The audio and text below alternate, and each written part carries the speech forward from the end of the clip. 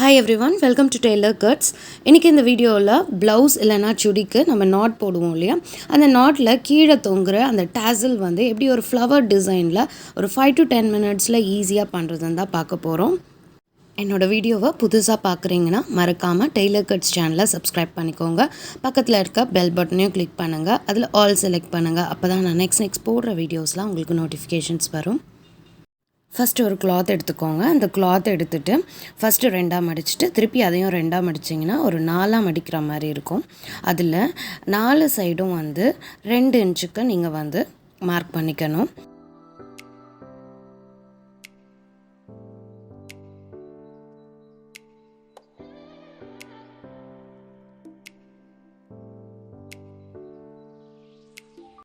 சென்டரில் மார்க் பண்ணியிருக்கோம் இல்லையா, அது அகைன் வந்து டேப்பை வந்து க்ராஸாக வச்சு 2 இன்ச் வர மாதிரி மார்க் பண்ணிவிட்டு நீங்கள் டீஸ் வச்சுட்டு ஒரு ரவுண்ட் ஷேப்பில் இந்த கார்னர்லேருந்து அந்த கார்னர் வரைக்கும் மார்க் பண்ணிவிட்டு கட் பண்ணுங்கள்.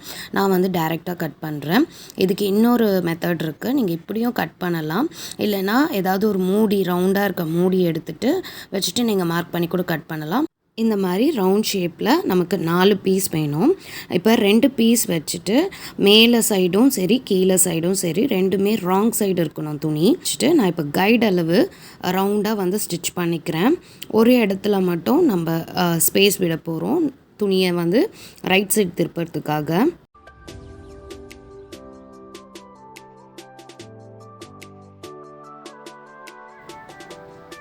இப்போ நான் மார்க் பண்ணுறேன் இல்லையா, அந்த அளவுக்கு வந்து நீங்கள் ஸ்டிச் பண்ணக்கூடாது. அந்த இடம் மட்டும் கேப் விட்டுறணும். அந்த கேப் வழியாக தான் நம்ம வந்து துணியை வந்து ரைட் சைடு திருப்பி எடுக்க போகிறோம். ஸோ இப்போ இந்த கேப் விட்டாச்சு. இது உள்ளேருந்து நம்ம வந்து ரைட் சைடு இருக்கிற துணியை நம்ம வந்து வெளியில் எடுக்கிறோம்.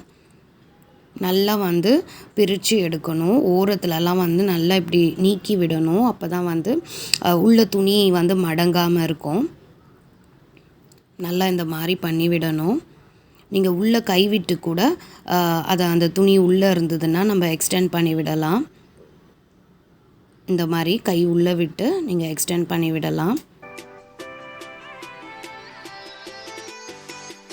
இப்போ ஃபுல்லாக நல்லா திருப்பியாச்சு. இந்த எட்ஜஸ் வந்து நம்ம ஒரு தையல் போட்டுக்கலாம். நீங்கள் தையல் போடலைன்னா அது அந்தளவுக்கு ஸ்டிப்பாக நிற்காது. ஸோ தையல் போட்டுக்கோங்க.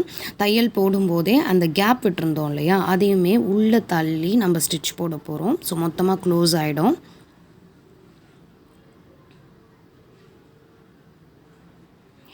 இப்போ கேப் விட்டுருந்தோம் இல்லையா, அந்த இடத்துல இருக்க துணியை லைட்டாக உள்ளே தள்ளி அந்த பிசுறு தெரியாமல் அதே டைமில் துணியும் நல்லா உள்ளே போயிருக்கணும்.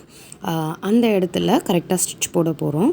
உங்களுக்கு இந்த வந்து கஷ்டமாக இருந்தது, கை வச்சு உள்ளே தள்ளுறதுக்கு கஷ்டமாக இருந்ததுன்னா நீங்கள் ஒரு நீடில் வச்சு கூட அந்த எக்ஸ்ட்ரா பீஸை வந்து உள்ளே தள்ளி நீங்கள் ஸ்டிச் போடலாம். இப்போ இதை பாருங்கள், இதில் நான் நீடில் வச்சு நான் உள்ளே தள்ளுறேன். இந்த மாதிரி துணியை தள்ளி உள்ளே ஸ்டிச் போடும்போது ஒரே ஸ்டிச்சாக போடாமல் கொஞ்சம் கொஞ்சமாக நீங்கள் ஸ்டிச் பண்ணிங்கன்னா பார்க்கவும் நீட் ஃபினிஷிங்காக இருக்கும். இப்போ இந்த கேப்பை நம்ம க்ளோஸ் பண்ணிடுறோம். ஸோ ஒரு ரவுண்ட் ஷேப் நமக்கு கிடைக்கும்.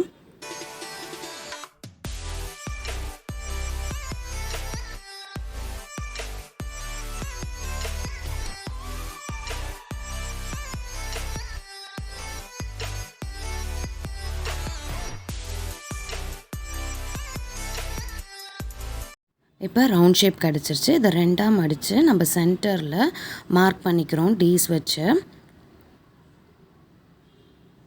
அதே மாதிரி இன்னொரு சைடும் ரெண்டாக மடித்து சென்டரில் வந்து மார்க் பண்ணிக்கலாம்.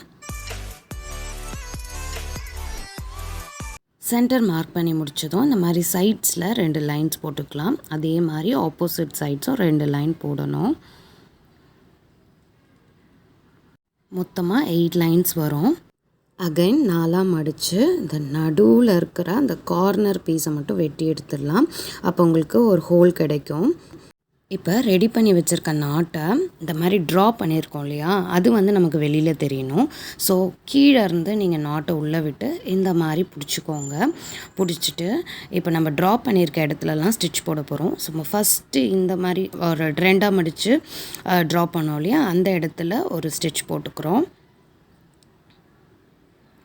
அகைன் இந்த மாதிரி 2ஆக மடித்து ஸ்டிச் போடணும். ஸோ இதே மாதிரி வரைஞ்சிருக்க எல்லா லைன்ஸ்லேயும் நம்ம ஸ்டிச் போட்டு முடித்தோன்னா இந்த ஃப்ளவர் டாசல் வந்து அழகாக ரெடி ஆகிடும்.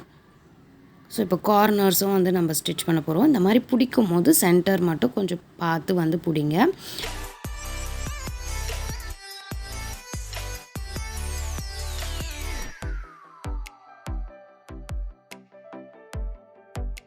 எல்லா சைட்ஸும் ஸ்டிச் போட்டு முடிச்சாச்சு.